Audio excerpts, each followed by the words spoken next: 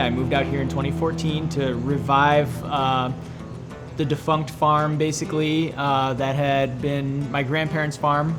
They purchased in the 50s, and I just started putting my fingers in all kinds of different, farming activities. And I would say the one that stuck the most was beekeeping and, just the brewery in general, which all of it adds up to kind of a lot of work. The honey also plays a huge part in the brewery as well, because anything that we are going to be releasing in bottles is going to be conditioned on honey. We use honey in a lot of our clean beers that we do, even on draft. I got into home brewing when I was in college, brewing up some tiny batches in my kitchen that were, absolutely terrible.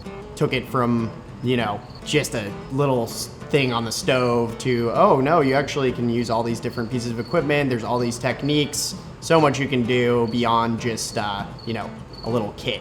We're trying to really incorporate farm ingredients. Like those are the kinds of beers that we like drinking. We like sharing when we have company and visitors, or special events, life events, whatever. Those are the bottles that we reach for. I think at the beginning it just started off as like, what do we want to drink?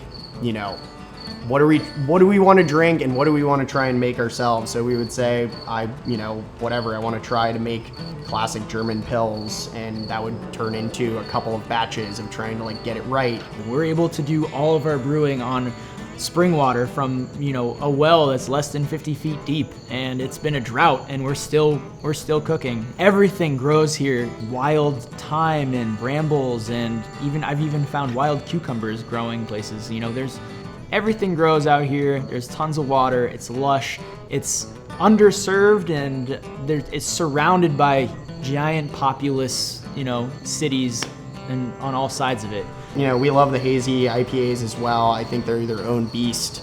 I think we are trying to put our foot down and make a name for ourselves in that style where it's more true to what we grew up drinking, and what I am typically reaching for when I want an IPA. I want people to come here and really enjoy themselves and enjoy the product, and if that's not happening, then I'm not pleased with myself. So we have something that's a little bit out of the box. We offer a wide open space for people to hang out.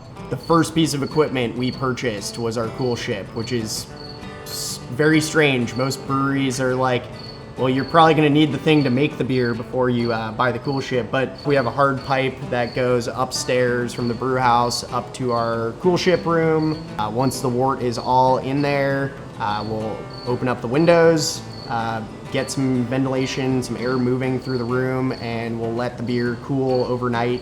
We kind of focus on fall and spring brewing for those. We want basically a temperature window of about 25 to 45 degrees overnight.